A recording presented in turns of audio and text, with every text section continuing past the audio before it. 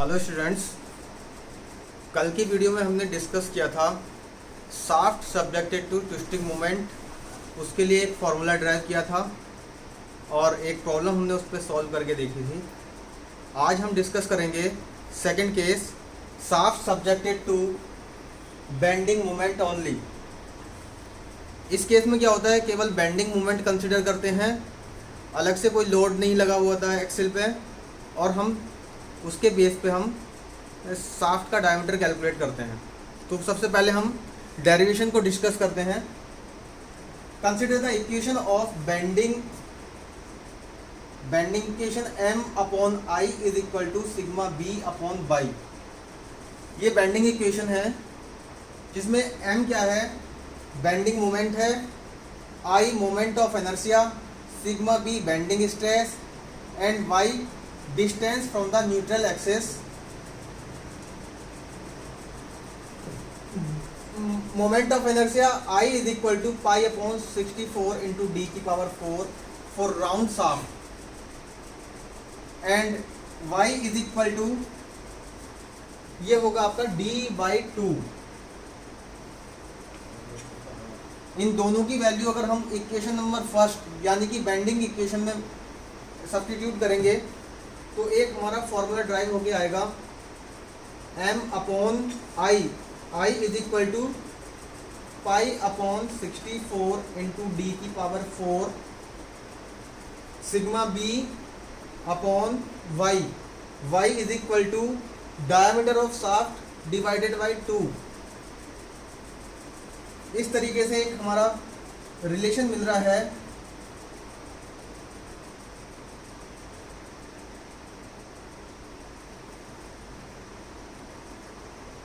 m upon 32 pi upon 32 D cube is equal to sigma b upon D और m is equal to pi upon 32 sigma b into D cube. तो ये formula है solid shaft के लिए। अगर केवल bending moment हमारी shaft में है तो उस केस में इस फॉर्मूले की हेल्प से हम शाफ्ट का डायमीटर कैलकुलेट करते हैं। सिग्मा बी प्रॉब्लम में दिया हुआ होता है क्योंकि जिस मटेरियल की शाफ्ट बनती है उसके लिए हमें प्रॉब्लम में बेंडिंग स्ट्रेस की वैल्यू दी हुई होगी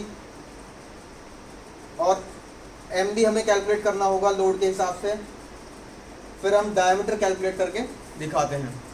अगर मैं सॉलिड शाफ्ट की जगह होलो शाफ्ट की बात करूं तो होलो शाफ्ट में क्या हो जाएगा, आई की जगह हो जाएगा pi upon 64 into D outside diameter of shaft की power 4 minus inside diameter of shaft की पावर 4 और y की वैल्यू हो जाएगी outside diameter of shaft divided by 2।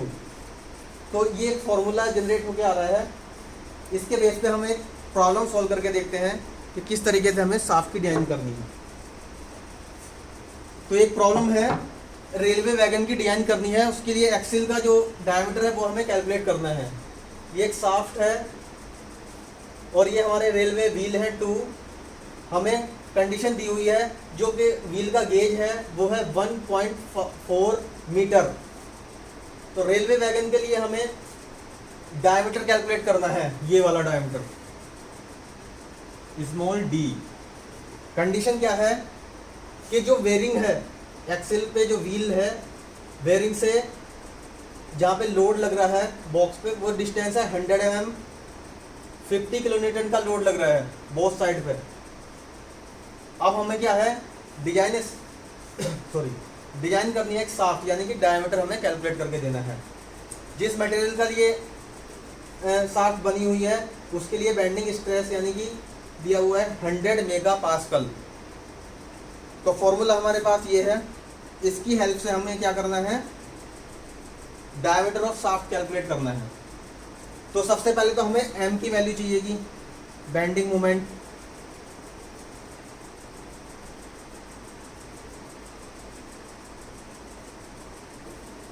m M क्या होता है, load into distance.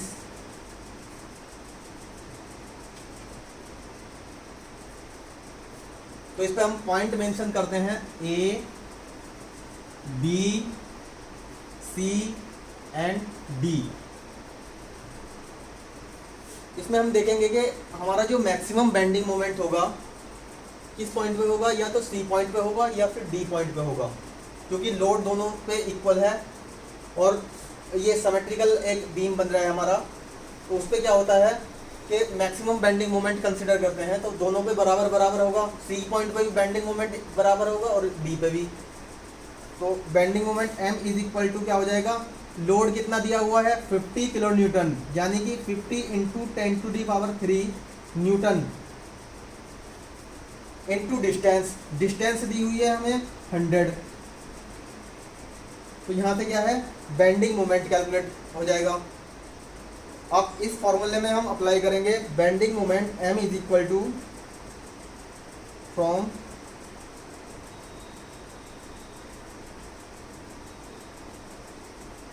m is equal to π/32 into sigma b into D cube.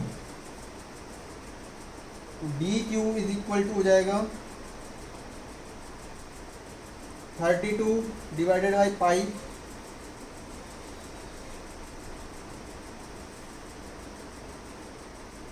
Sigma B. इसमें value रख देंगे हम 32 bending moment 50 into 10⁻³ into 100 divided by pi into sigma B. Sigma B दिया हुआ है 100। इस तरह से डायमीटर ऑफ शाफ्ट कैलकुलेट होकर आ जाएगा। तो ये सिंपल केस है जब हमारा केवल शाफ्ट में बेंडिंग मोमेंट है, तो उसमें ये हम डायरेक्ट अप्लाई करते हैं तो हमारा डायमीटर ऑफ शाफ्ट कैलकुलेट होकर आ जाता है।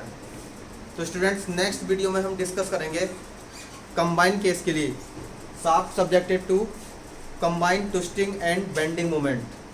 इस वीडियो में आज के लिए इतना ही, मिलते हैं नेक्स्ट वीडियो में। Thank you.